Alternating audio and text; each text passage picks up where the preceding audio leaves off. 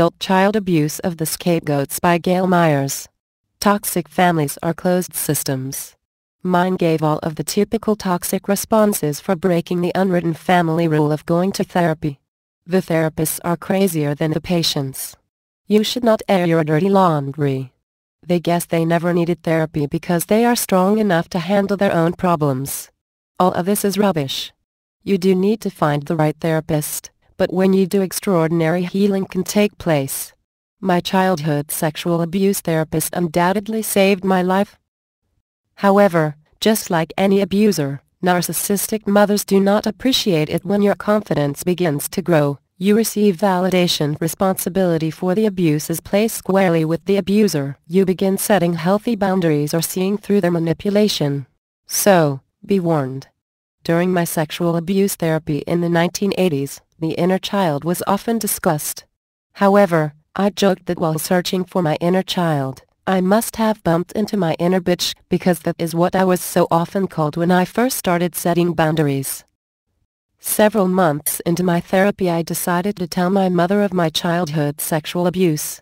My therapist warned me that in all likelihood my mother already knew, but I assured her that she did not.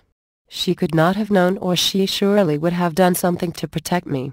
It took 15 minutes of sitting in front of my mother trying to tell her why I was so upset before I finally got the words to come out of my mouth.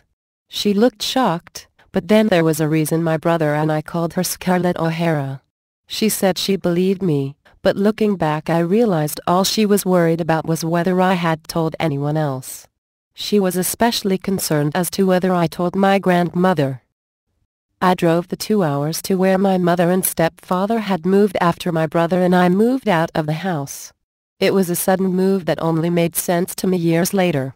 My brother and I were not so easy to control as legal adults, plus the numerous other girls he had molested were also coming of age.